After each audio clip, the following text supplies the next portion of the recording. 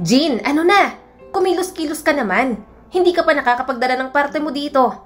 Ayusin mo yung trabaho mo. Hindi yung parang lasing kang kumilos. Tahimik lamang ako habang hinahayaan na magbunganga si Ninang Lucy. Ang ninang ng lahat sa samahang kinabibilangan ko. Mabuti dapat ang imahe ng isang ninang, pero katulad sa mga kwento ng prinsesa, isa siyang evil fairy godmother na walang ibang dala kundi ang kasamaan. Nakatanggap ako ng hampas sa ulo. Aray ko naman! Dinuro niya pa talaga ako.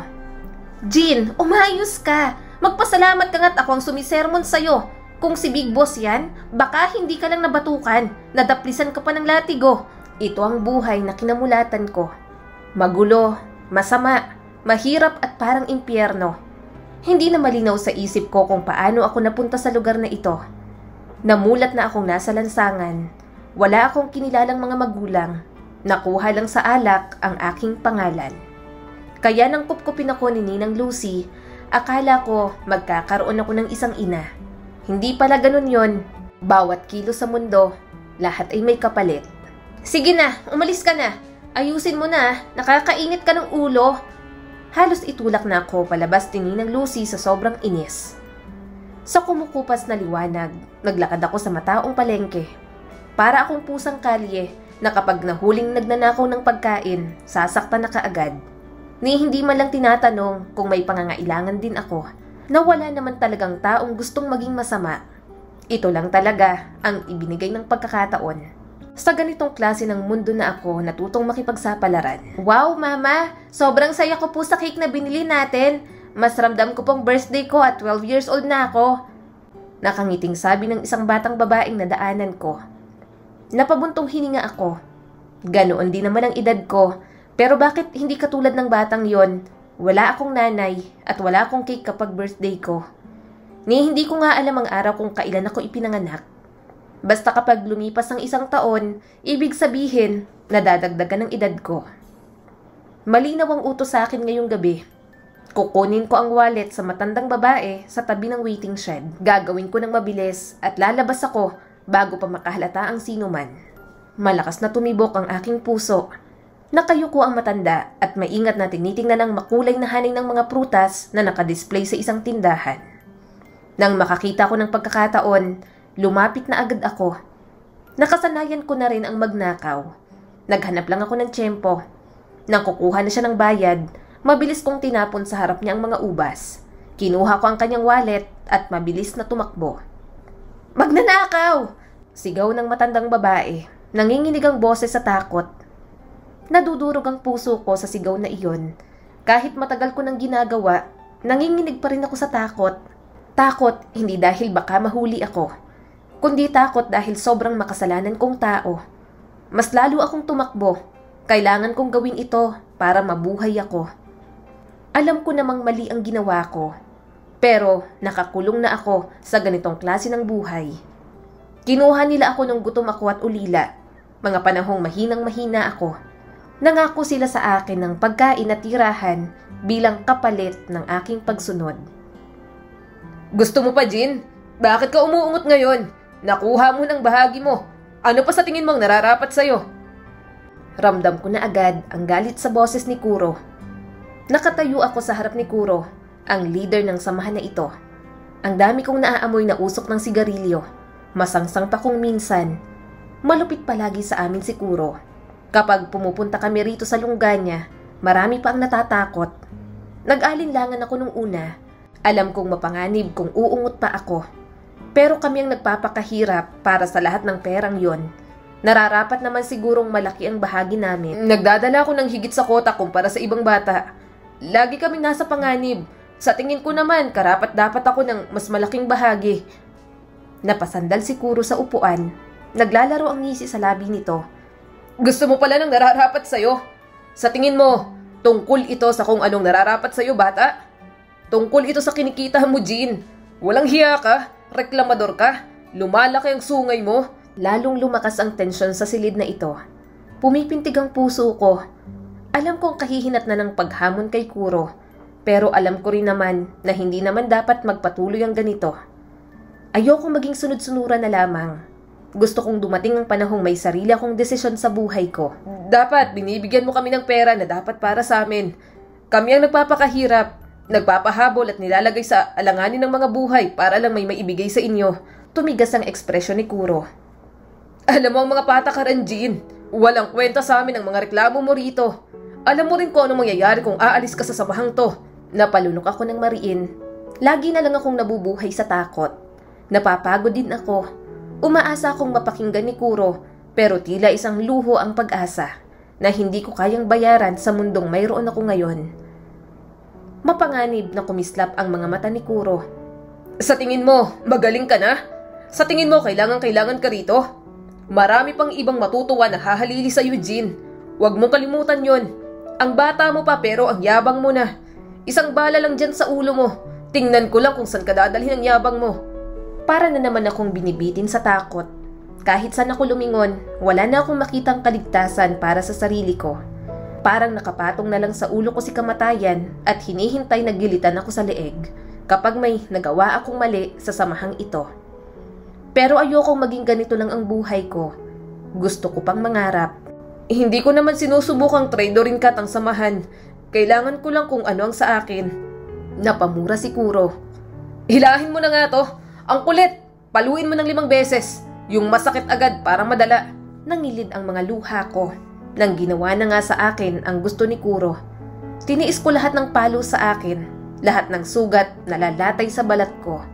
At simula ng araw na yon, mas tumanim sa utak ko na hindi ako mananatiling ganito. Sisiguraduhin kong magbabago ang buhay ko. Dumadaloy ang sakit sa aking buong katawan.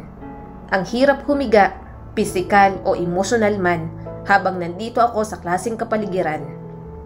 Nanatili ang lasa ng dugo sa aking bibig. Alam ko sa sarili kong hindi ako nagkamali, pero bakit ako pa rin ang nakakatanggap ng kalupitan? Napakaengot mo talaga! Ungol ni Ninang Lucy, may halong pagkadismaya at pagkabigo ang boses niya. Anong akala mo? Bakit mo sinasagot-sagot si Kuro ng ganon? Hindi ko kayang salubungin ang tingin niya. Kalokohan lang naman ang tingin niya sa ginawa ko. Pero kahit bata pa ako, alam ko sa sarili kong hindi tama lahat ng aking nakamulatan. Yun ang nararamdaman ko. Mga madadaya sila. Ang liit-liit ng binibigay nila sa akin. Reklamo ko pa. Ewan ko sa yung bata ka. Putol ni Ninang Lucy. Matalas ang tono. Gusto mo na talaga sigurong mamatay, ano? Ang lakas ng loob mo. Bawasan mo yung tapang mo. Magpasalamat ka na lang na may kabuhayan ka. Nakakakain ka at may natitirahan. Dahil kung hindi ko kayo kinuha ni Sarah, baka mga palaboy pa rin kayo hanggang ngayon. Nangangalakal ng basura para lang may makain. Lumapit si Sarah. May dala siyang basang tela at isang first aid kit. May pag-aalala ang ekspresyon nito habang nakaluhod sa tabi ko. Linisin na kita, Jean. Malumanay na sabi ni Sarah habang pinupunasan ang dugong umagos mula sa hiwa sa labi ko. Ang swerte mo at yan lang ang inabot mo. Baka mas malala pang ginawa ni Kuro sa'yo kung mas naging pasaway ka. Bumuntong hininga ako. Mas matanda sa akin ng 3 taon si Sarah. Pero mas matanda pa yata ako mag-isip sa aming dalawa. Mas may pangarap pa yata ako kumpara sa kanya. Pabalik-balik si Ninang Lucy. Kitang-kita sa bawat galaw niya ang kanyang pagkadismaya. Sa tingin mo, ikaw lang ang may problema, Jean? Ikaw, ulila ka. Naiintindihan kita. Pero paano tong si Sarah? Halos magkapatid na kayo niyan. Babae pa.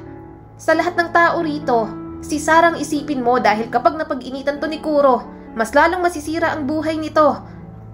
Alam mo namang binenta lang to ng tatay nito at tinubos ko lang. Alam ni Kuro na pamilyang turing mo rito kay Sarah. May pamilya rin akong kailangang alagaan. Lahat tayo may pangangailangan. Makinig ka na lang kaysa mapahamak ka pa.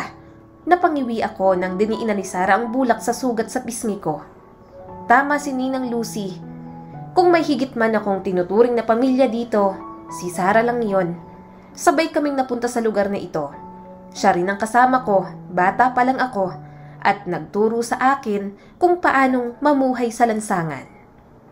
Pasensya na, Ninang Lucy. Hindi ko na uulitin. Sinabi ko na lamang sa kanya para matigil na siya. Tumigil si Ninang Lucy sa paglalakad at yumuko sa harapan ko. Abay, dapat lang, Jean. Hindi tayo pwedeng magkamali tulad nito. Si Kuro, Wala pa sa kalahati ang nakikita mong sama ng budhi nun. Mag-ingat ka, baka madamay pa tong si Sarah. Tumango na lamang ako. Inilagay ko sa panganib hindi lamang ang sarili ko, kundi pati si Sarah. Pero kung tatakas man ako rito, isasama ko siya. Hindi ako aalis nang hindi siya kasama. Sa linya ng trabaho namin, laging may nakaabang na panganib at ayokong ako lang ang magbago ang buhay. Kung pwede ko nga lang isalba lahat ng bata dito, nagawa ko na. Pero hindi ako superhero. Wala akong magagawa kung isang araw, patayin na nila ako dyan at itapon na lang kung saan-saan. Nang maiwan kami ni Sarah, sinermonan niya naman ako. Ikaw talaga, ang tapang mo palagi, nasaktan ka tuloy. Wala akong pakialam sa kanila. Sa buhay na binibigay nila sa atin, sa tingin mo, hindi masakit para sa akin, Sarah? Tanong ko pa sa kanya. Sinamaan niya ako ng tingin. Sarah ka ng Sarah, mas matanda nga ako sa'yo. Ate, dapat ang tawag mo sa akin. Ate, mas iyakin ka pa nga sa akin. Napalingon ako sa bintana. Nakita ko ang ibang batang mga nakasuot ng school uniform. Parang ang sayang pumasok sa paaralan. Maging katulad ng normal na bata. Pero wala naman akong magawa. Ilang linggo ko na rin itong iniisip. Tumingin ako sa kanya. Sarah, lagi kong iniisip, paano kung makaalis tayo dito? Sumulyap si Sarah sa akin. Makaalis? Saan? Sa samahan? Tumango ako, na kahit ako, ramdam ko ang bigat ng sitwasyon namin. Oo, ibig kong sabihin, bakit tayo mananatili dito habang buhay? Gumawa ng mga bagay na hindi natin gustong gawin. Bata pa tayo, Sarah. Pero may isip na tayo at kaya nang kumawala. Dapat tayong pumasok sa paaralan, makipagkaibigan, nangangarap tungkol sa mga kinabukasan natin. Tingnan mo nga sila, bakit parang ang dali ng buhay para sa kanila? Kung may mahirap man, hindi nila iisipin ang panganib na naghihintay. Bakit kapag tayo hindi pwede, na isang maling kilos lang, pwedeng bawian agad ng buhay? Anong gagawin natin? Hindi ko alam. Pero kahit saan basta, mas okay kaysa dito sa lugar na to, di ba? Makakahanap tayo ng isang bayan kung saan walang nakakakilala sa atin, kung saan pwede tayong magsimulang muli, Sarah. Pwede pa nga tayong pumasok sa paaralan, matuto ng mga bagay na alam ng ibang mga bata. Nagniningning ang mga mata ni Sarah sa naisip. Gusto ko rin yon, kaya lang, gaya ng sabi ni Ninang Lucy, delikado raw, hindi tayo makakaalis ng buhay dito. Kaya natin yun, Sarah. Giit ko pa. Lumalakas ang boses ko sa bawat salita. Kailangan lang nating maging matapang para subukan. Tiningnan niya ako ng mahabang sandali na para bang hinahanap sa mukha ko ang anumang bakas ng pagdududa. Sa wakas, dahan-dahan siyang tumango. Okay, Jean. Nagtitiwala ako sa'yo. Gawin natin yon. Magplano tayo sa pagtakas natin. Marahang sabi ni Sarah sa akin. Bahagya akong napangiti. Nananabik din ako kahit may takot sa aking dibdib. Ito na yon. Sa sandaling makatakas kami, maaaring magbago ang mga buhay namin. Napangiti ako. Kailangan nating magplano ng mabuti. Hindi tayo pwedeng tumakas ng walang plano. Muling tumango si Sarah. Kailangan natin ng pera, di ba? At ilang damit at pagkain. Yung mga ninakaw natin bago tayo umuwi. Dapat may isang taguan tayo na hindi makikita ng kahit na sino. Kunin na lang natin kapag tatakas na tayo. Sumang-ayon agad ako sa kanya. Oo, lahat ng yon. At kailangan nating maghintay para sa tamang sandali. Kapag walang masyadong nagbabantay sa atin, sana talaga magawa natin lahat ng yon. Hindi natin pwedeng sabihin sa iba. Baka sabihin nila kay Kuro. Kahit kay Ninang Lucy, wag nating sasabihin. Mas maging maingat na lang tayo, Jean. Sumulyap-sulyap pa siya sa paligid. Tinitingnan niya kung may nakarinig sa pinag-uusapan namin. Sa kabila ng kawalan ng katiyakan, sa kabila ng mga panganib, nadama ko ang pag-asa na umuusbong sa dibdib ko. Akala ko, ako lang ang naghahangad na makalaya. Pero gusto naming maging mga ordinaryong bata. Mga batang marunong mangarap at mamuhay ng tama. Habang maingat kong isinasalansan ang mga pera sa ilalim ng mga lumang yero sa labas, hindi ko maiwasang makaramdam ng matinding kaba. Ilang buwan na naming pinaplano ni Sarah ang pagtakas na ito. Maingat kami palagi, hindi rin kami nagpapahalata. Itinuro sa amin ang mga bagay na puro na lang may bahid ng kasamaan. At gusto pa nilang tapat kami sa ginagawa naming kabalbalan. Kung tutuusin, masama pa rin ang ginagawa ko. Galing pa rin sa nakaw ang perang iniipon ko. Pero pagkatapos nito, pinapangako ko sa sarili kong hindi na ako magnanakaw. Napasulyap ako kay Sarah. Kinakabahan pa rin ako sa gagawin natin. Paano kung mas mahirap palang danasin natin kapag tumakas tayo sa samahan, Jean? Umiling ako. Sa lugar na to, para tayong mga nakataling aso, Sarah. Marami pang pwedeng makita sa mundo. Naniniwala ako na bukod dito, bukod sa pagiging magnanakaw at manggagancho, malayo pang mararating nating dalawa. Kailangan nating mag-ingat, Jean. Mahinang sabi ni Sarah. Walang sino man ang pwedeng maghinala ng ginagawa natin hanggat hindi tayo handang umalis sa lugar na to. Tumango ako bilang pagsang-ayon. Mga bata pa kami, walang siguradong plano kapag nakatakas. Pero alam kong kapag nakawala kami rito ni Sarah, mas madali na lang ang lahat ng iyon. Naranasan na namin ang mas mahirap na problema. Matatakot pa ba kaming humarap sa isa pa? Sa paglipas ng mga linggo, naging maingat ako na huwag maghinala ang mga kasama namin. Pagsapit ng gabi, umupo na kami ni Sarah para tapusin ang mga plano namin. Saan tayo pupunta, Jean? Tanong sa akin ni Sarah. Kahapon, nagtanong-tanong ako dyan sa bus terminal. Nalaman kong may biyahe papunta sa isang pier. Sasakay tayo sa ferry boat. Pwede tayong pumunta sa probinsya, sa isang isla, malayo rito para hindi nila tayo mahabol. Sandaling nag-alinlangan si Sarah. Paano natin gagawin yon? Anong pupuntahan natin doon kung makarating tayo, Jean? Bahala na, basta makaalis lang tayo rito sa samahan. Nag-empake kami ng kaunting damit lang. Nilagay namin yun sa sako para magbukhang basurang itatapon lang. Kinuha ko na rin ang inipon naming pera ni Sarah. Aalis tayo mamayang gabi. Kapag tulog na silang lahat, aalis na tayo. Imporma ko kay Sarah. Pagkakataon na namin yon. Kapag nawala kami sa samahan, kaya na naming magdesisyon para sa aming mga sarili. May iba na kaming landas na tatahakin, malayo sa mga pinapagawa nila sa amin.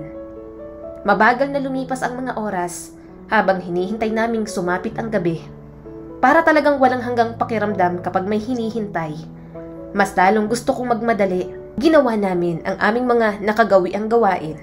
Maingat kaming kumilos para hindi kami makaagaw ng pansin sa aming mga kasama.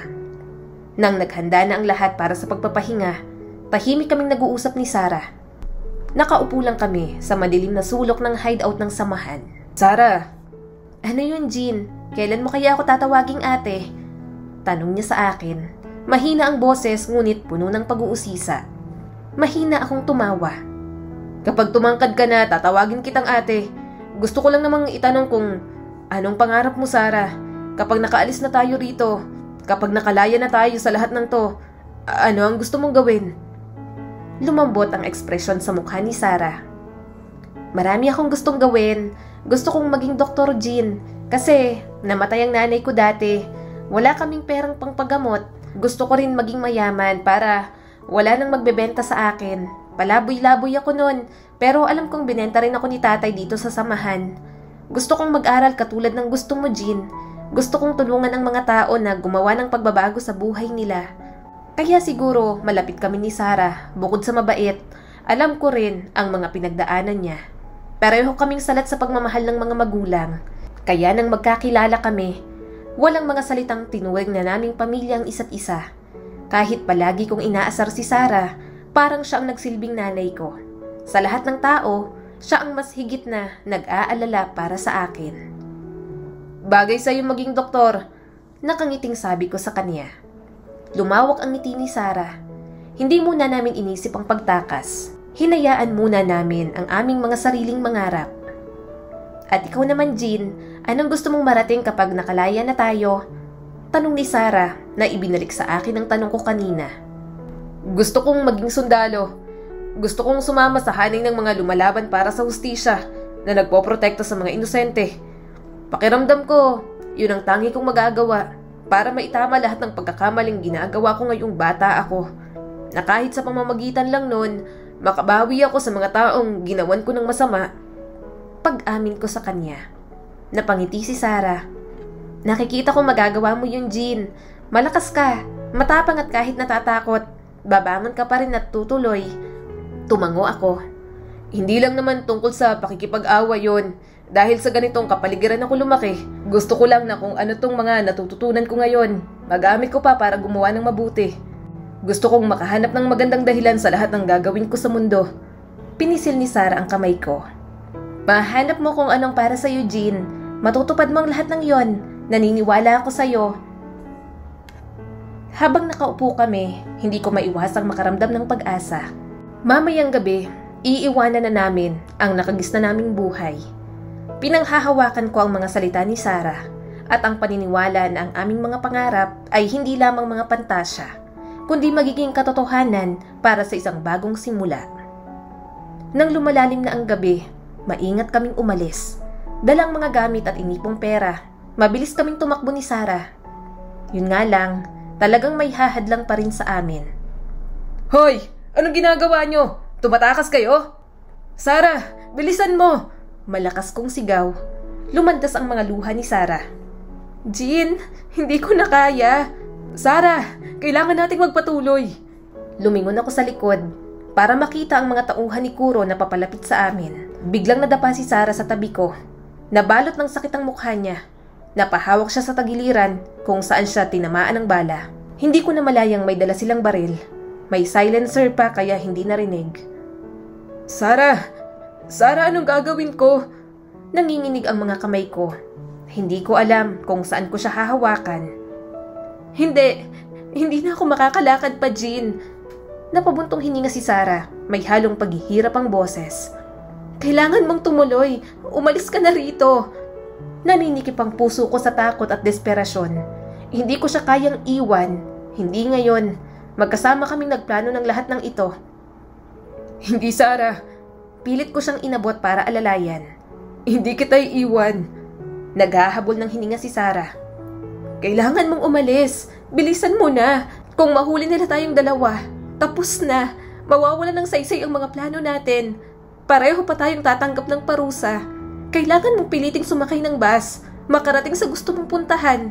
Gagawa ko ng paraan para madistract sila. Please, Jean, umalis ka na. Iwan mo na ako rito. Magiging okay lang ako. Nangingilid ang mga luha sa aking mga mata. Nanlalabo ang aking paningin. Pinipilit pa rin naming tumakbong dalawa. Inaalalayan ko siya sa abot ng makakaya ko. Hindi ko kayang iwan ang isang taong tanging itinuring kong pamilya. Gusto kong manatili sa tabi ni Sarah. Pero batid ko rin na tama siya. Sa nanginginig na boses, bumulong ako sa kanya. Mahal kita, Ate Sarah. Pangako, gagawa ko ng paraan para mailigtas ka. Babalikan kita. Napangiti si Sarah kahit punong-puno ng luha ang mga mata. Mahal din kita, Jean. Tuparin mo lahat ng pangarap mo. Sige na, umalis ka na. At ubiling binitiwan ko ang kamay niya tumalikod. Parang dinudurog ang puso ko sa bawat hakbang papalayo kay Sarah. Mabilis akong tumakbo. Naiiwan sa daan ang bawat luhang pumapatak sa akin. Hanggang sa nakarating na ako sa maraming tao. Hindi na nila ako nahabol. Nakahalo agad ako. Nagtago ako ng mabuti. Sa wakas, nakarating na ako sa terminal ng bus. Kumakabog sa pagod at dalamhati ang dibdib ko. Sumakay ako ng bus, yakap ang gamit kong nasa sako. Natisod pa nga ako ng sumakay. Pinagtinginan ako ng ibang pasahero kaya pumunta ako sa dulo sa tabi ng bintana. Nang makaalis ang bus, tumulo na naman ang mga luha ko. Palayo na ako kay Sarah, sa babaeng tinuring kong kapatid at parang ina. Idinikit ko ang noo ko sa malamig na salamin ng bintana. Walang tigil ang pag-agos ng luha sa pisngi ko. Ate Sarah, sorry. Babalikan kita kahit anong mangyari. Hahanapin kita ulit. Babawiin kita sa kanila. Mahinang bulong ko. Habang umaandar ang bus sa magdamag, nangako ako sa sarili ko na magiging isa kong sundalo. Gagawin ko ang lahat para masira ang mga samahang katulad ng kay Kuro. At gagawa ako ng paraan pabalik kay Sarah kahit anong mangyari. Umaga na nang makarating ako sa pier. Pumila agad ako sa bilihan ng tiket. Akala ko tuloy-tuloy lang pero ang daming tanong sa akin ng lalaki. Bata ka pa, nasaan ang guardian mo? Dapat may kasama kang guardian. Bakit ikaw ang bumibili ng tiket? Hindi ko alam ang isasagot ko. Hindi ko alam na kailangan ng ganoon. Wala akong kasamang matanda. May isang babae ang umakbay sa akin. Ah, sorry po dito sa pamangkin ko. Nagmamarunong. Ako po ang guardian niya. Ikaw talaga. Sabi nang ako nang bibili ng ticket mo. Hindi ka nakikinig sa akin. Hawakan mo nga muna itong pinsan mo. Nanlaki ang mga mata ko nang ipabuhat sa akin ang batang hawak niya. Wala akong naiintindihan pero alam kong tinutulungan niya ako. Kaya nang makabili ng ticket, binigay niya sa akin ng isa. Salamat po. Kinuha niya sa akin ang anak niya. Tinulungan na kita. Parang pagod na pagod ka na. Nasaan ba ang mga magulang mo? Bakit ikaw lang? Marahan akong umiling. Wala po akong magulang. Gusto ko lang pong pumunta sa kabilang isla. May hahanapin lang po ako. Tumango na lang ang babae. Sumunod na lang ako sa kanya. Nang makasakay ako sa loob, nakahinga na ako ng maluwag. Ngayon, mas malayo na ako. Mas kampante akong hindi na nila ako maaabutan. Hindi ko na makakasagupa ang mga tauhan ni Kuro. Mariin akong pumikit. Hindi ako madalas humingi ng tulong sa Diyos. Pero ngayon lang ako hihiling na kahit parang imposible, maging maayos ang kalagayan ni Sarah. Totoy, ito, itlog ng pugo. Kumain ka muna. May itlog din akong baon at kanin. Sa'yo na lang. Nakangiting sabi sa akin ng babae. Tipid akong napangiti. Salamat po. Ito ang dahilan kung bakit gusto ko ring lumabas sa masamang samahan na yon. Alam kong marami ang mapagsamantalang tao, pero may mga mabubuti rin naman. At alam kong sa bawat taong makakasalamuha ko, matututo ako ng sobra sa kanila. Habang lumalayo ang ferry boat, isang matinding kalungkutan ang bumalot sa akin. Ano kaya ang naghihintay sa akin sa malayong isla na pupuntahan ko? Wala akong mga sagot, tanging ang desperadong pag-asa lang ang baon ko. Sige na, kumain ka na. Udyok na pa sa akin. Binuksan ko ang Tupperware at kumain na rin.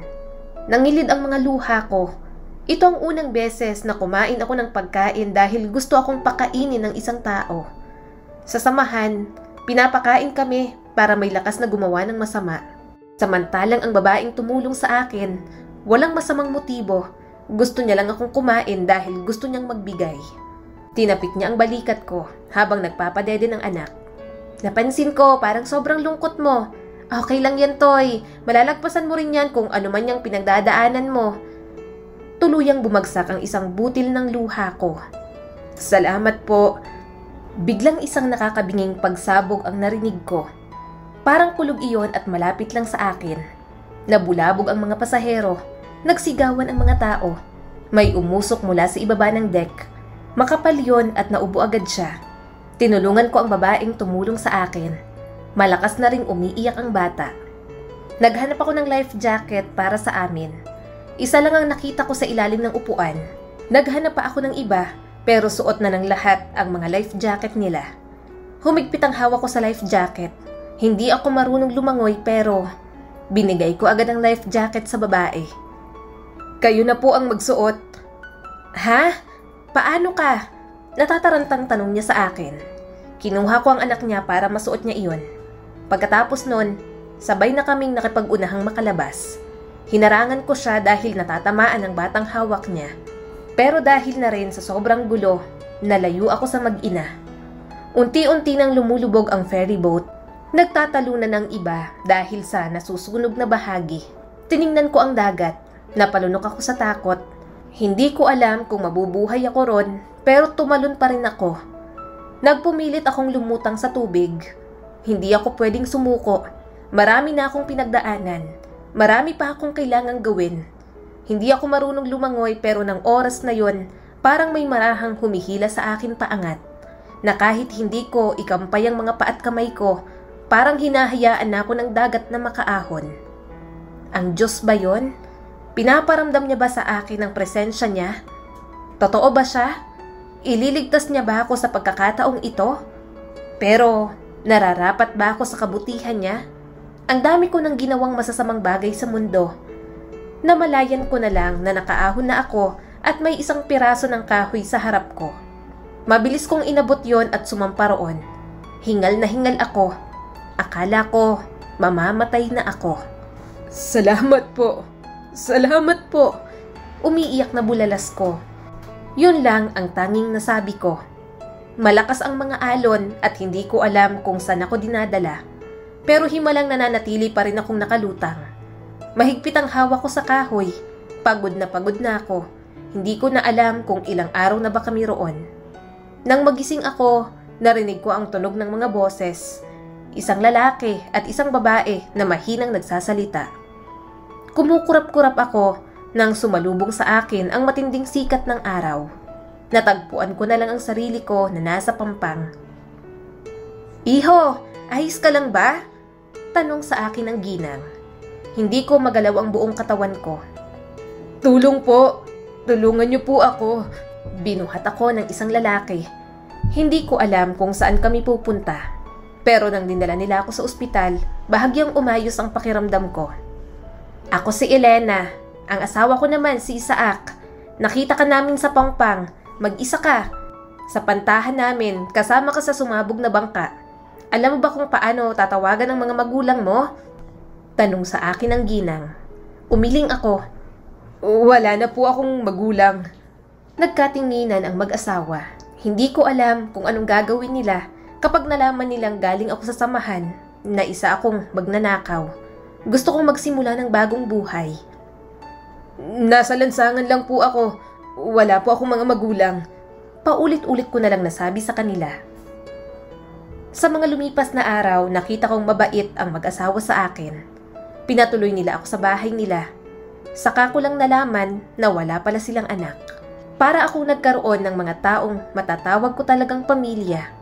Desperado na ako, kaya lumuhod ako sa harap nila. Nanlaki ang mga mata ni Elena. "Jean, bakit ka lumuluhod? Tumayo ka nga dyan.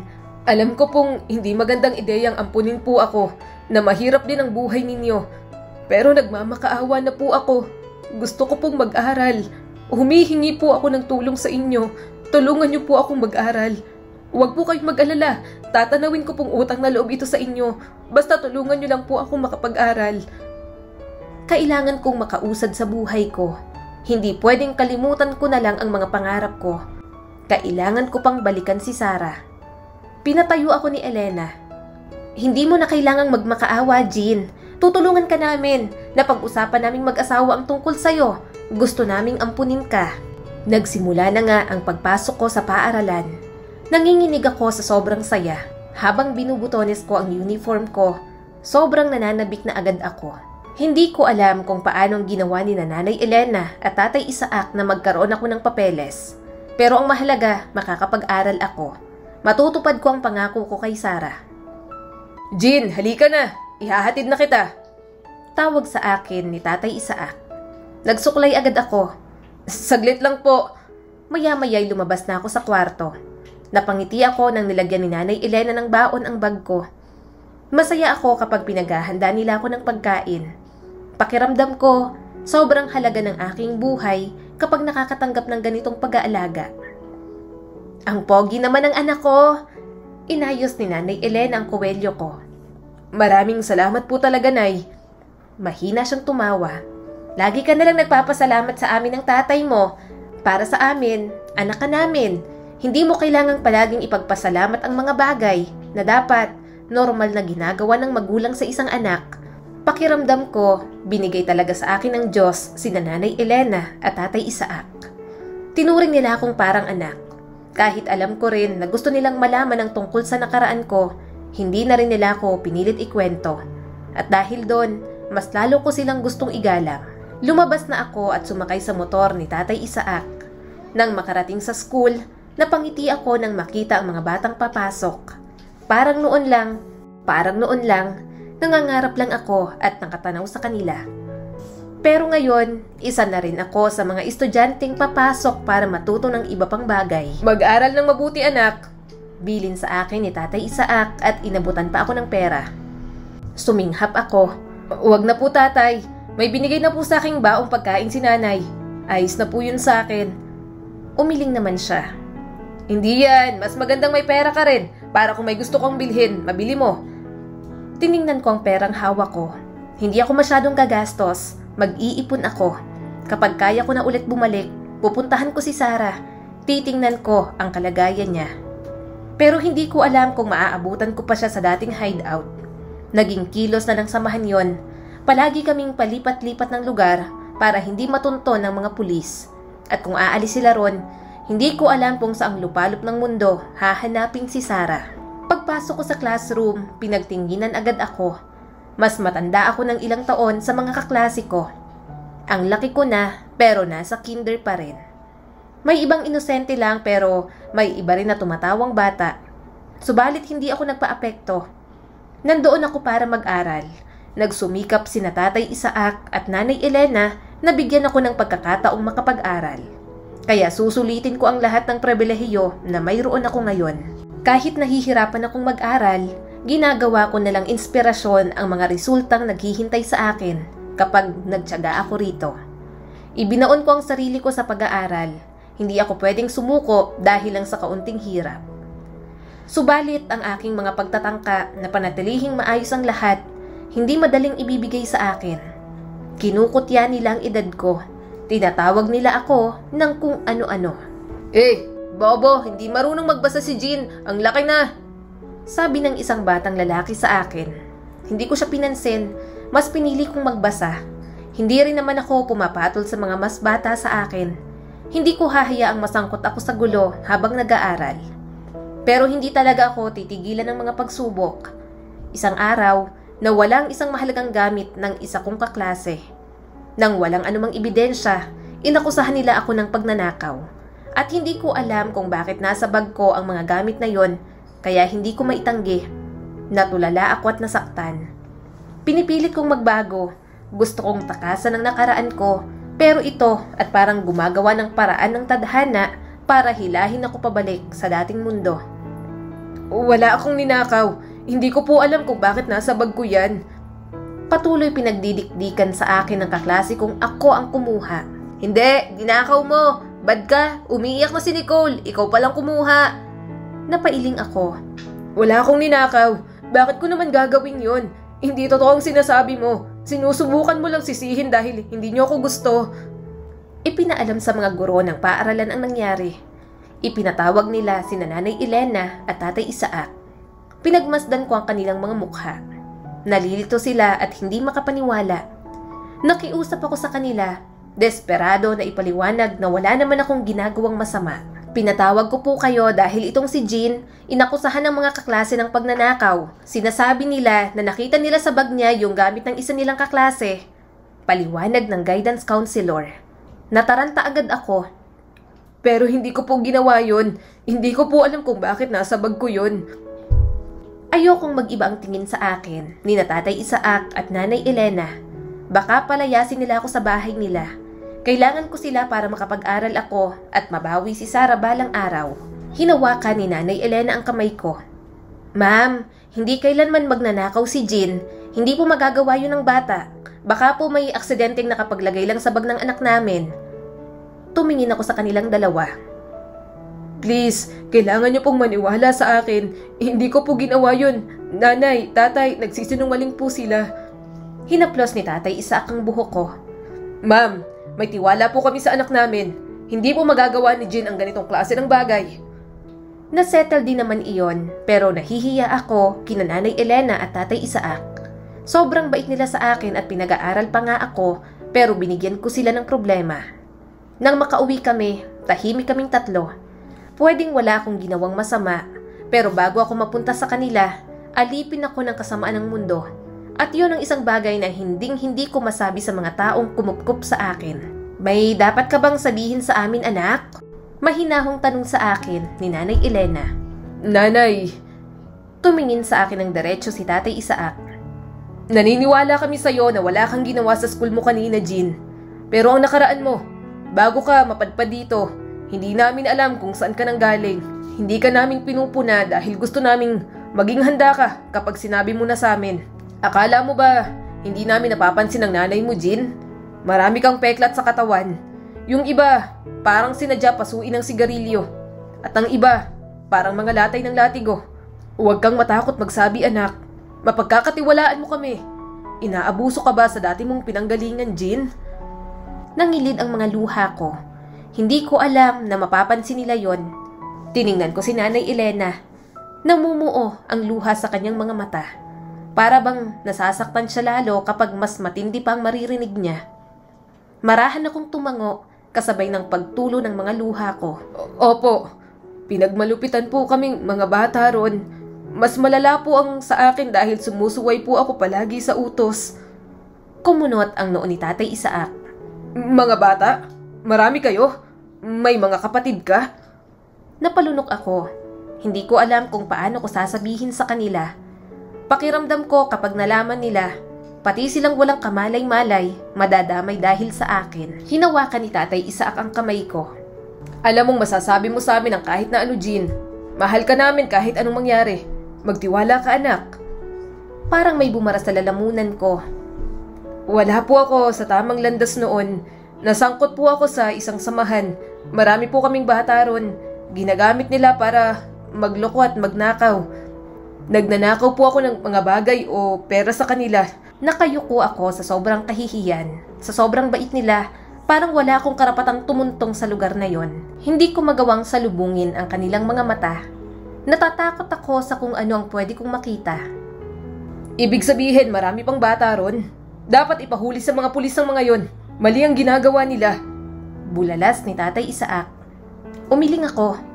Mahirap po silang mahuli dahil bukod po kay Kuro, mas may matataas na organisasyon na parang ahensya ang samahan. Galamay lang po ang samahan, mas may matataas pa pong mga tao. Lagi rin pong lumilipat ng hideout kaya hindi madaling matugis. Napatakip sa kanyang bibig si Nanay Elena. Diyos ko, ang mga bata! Kawawa naman ang ibang mga bata ron, Isaac. Jean, paano ka napunta sa kanila? Hindi ko na po matandaan. Basta bata pa lang po ako, nandun na po ako sa kanila. Sa lansangan po kami nakatira. Karamihan sa mga batang nandoon. At ang iba naman po, ibinibenta po ng kung sino sa kanila. Sa reaksyong nakikita ko sa kanila, mas lalo kong napatunayang mabubuti silang tao. Na kung may magagawa sila, hindi sila magdadalawang isip na tumulong. Niyakap ako ni Nanay Elena. Mabuti at naisipan mong tumakas, Jean. Tumulo na naman ang mga luha ko.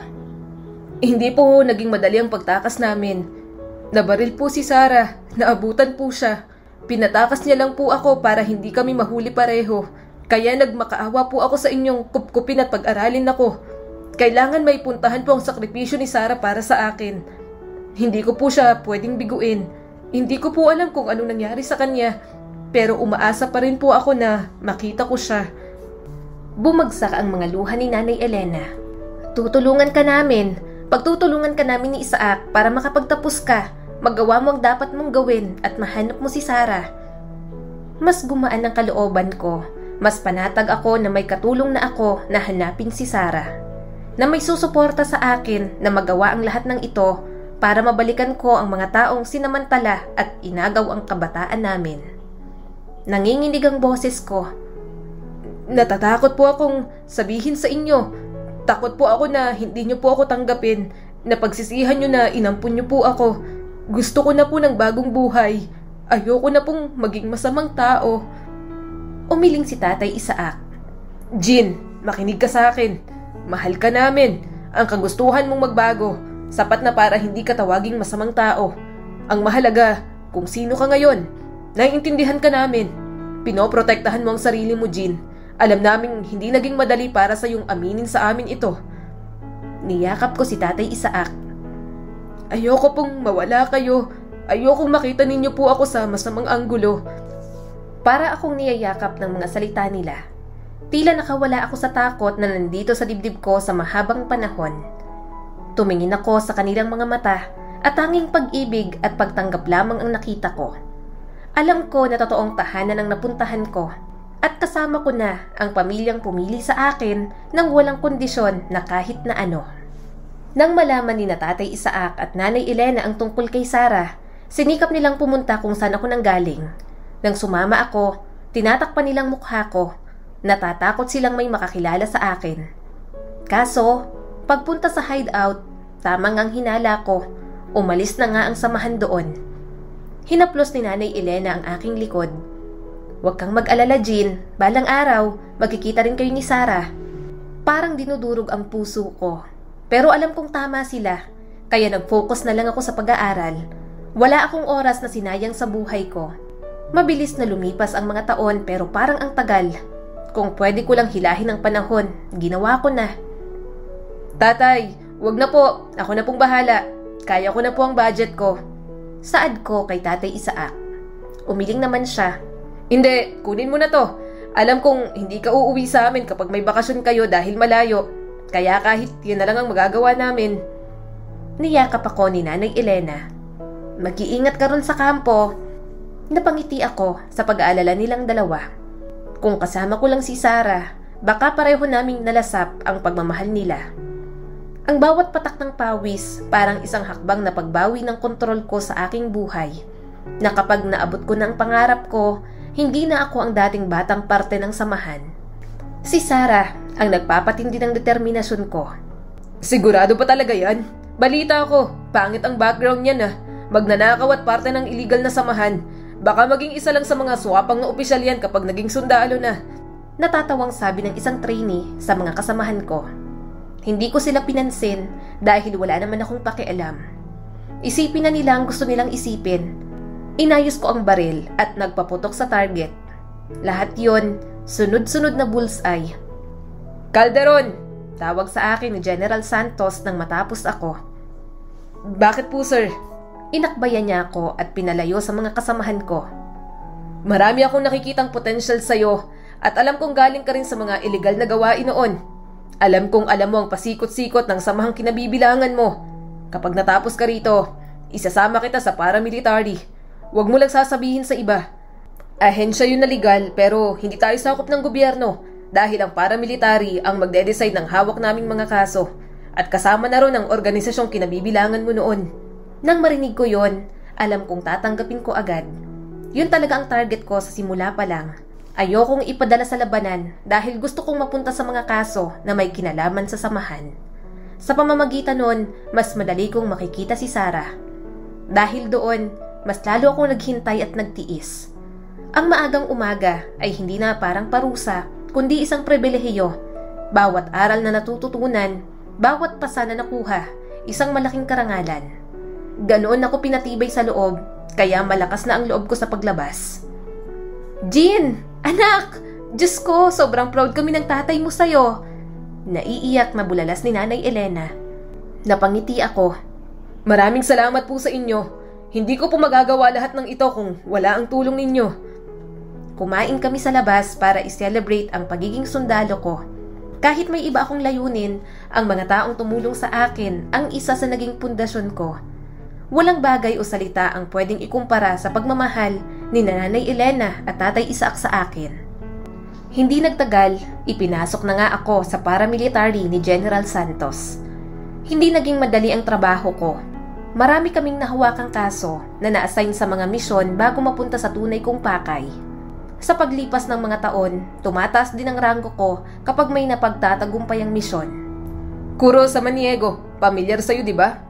Tanong sa akin ng commander. Napasinghap ako. Nasa watchlist na siya. Tumango naman siya. Oo, at ikaw ang uutusan ko sa misyon na to. Back up mo si Stella. Alam kong may alam ka rito. Kaya sa'yo ko partikular na binigay ang kaso. Ayusin muna natin ang isa sa matibay na galamay ng ahensya bago sirain ang buong sistema nila. Walang pagdadalawang isip na tinanggap ko ang kasong yon. Ang ahensya kung saan nakapaloob ang samahan, mas masama pa pala kaysa sa inaasahan ko. Natuklasan kong bukod sa paggamit nila ng bata na magnanakaw at gumawa ng masama, ang iba ay binibenta sa kasa at ipinapasok sa mundo ng prostitusyon. Humigpit ang hawak ko sa mga dokumento. Naaawa ako para sa mga batang naiwan ko noon. Hindi ko alam kung anong ginawa nila kay Sarah, pero umaasa pa rin akong makita siya. At katulad ng gusto ng paramilitary, nagsimula na nga kami sa kaso. Pinatunog ko ang leeg ko habang sinisilip sa telescope ng rifle ko si Kuro. Diretso mo na, paputukin mo na. Nandito ng special ops. Kapag nagkagulo na, makukuha ng ibang tauhan nila at ang mga bata rito.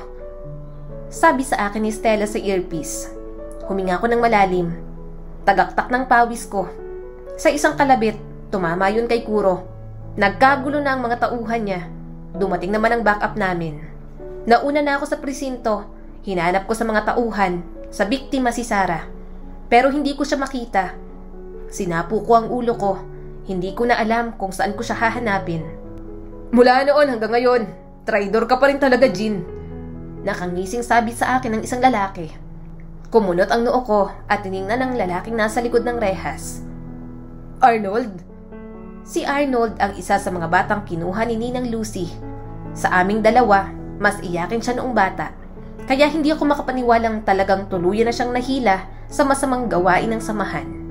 Alagad ka na pala ng batas? Nakakatawa. Mabuti at hindi ka isinuka ng pinaniniwalaan mong tama. Nanunuyan niyang sabi sa akin. Nasaan si Sarah? Humalakhak si Arnold. Bakit mo naman tinatanong? Matagal na. Dapat, sinisisi mo ang sarili mo sa nangyari sa kanya. Wala kang kwenta. Makasarili ka. Ipinahamak mo si Sarah. Naninikip ang dibdib ko sa sobrang inis sa kanya. Anong ibig mong sabihin? Nasaan siya? Ngumisi si Arnold na parang demonyo. Nang gabing tinangka niyong tumakas, galit na galit siguro. Gusto kanyang ipahana pero alam niyang lalabas ka sa lungga mo kapag nasaktan si Sarah. Alam ang ginawa niya kay Sarah at ng mga tauhan niya sa harap naming mga bata? Hinila ko ang kuwelyo ni Arnold. Nanginginig ako sa sobrang galit. Hindi ko sila mapapatawad kapag may ginawa silang masama kay Sarah. Sabihin mo sa akin, anong ginawa niyo? Tumawa na parang demonyo si Arnold. Inihiga sa lamesa si Sarah. Parang baboy na parausan ni Nakuro at ng mga tauhan.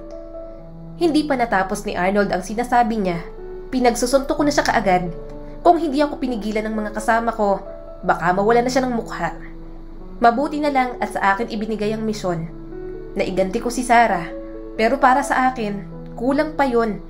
Kulang lahat ng yon. Nasaan si Sarah? Sabihin mo sa akin. Nasaan si Sarah? Wala akong nakuhang sagot. Tumawa lang si Arnold na parang baliw. Kaya simula ng gabing yon, hindi ako tumigil kahahanap kay Sarah. Gustong-gusto kong sirain ang ahensya ng mga taong umalipin sa amin noong bata pa kami. Hindi ko matanggap ang nangyari kay Sarah. Kahit sarili ko, hindi ko mapatawad dahil sa nangyari sa kanya. At sa paghahanap ko, nakita ko siya sa isang resto bar.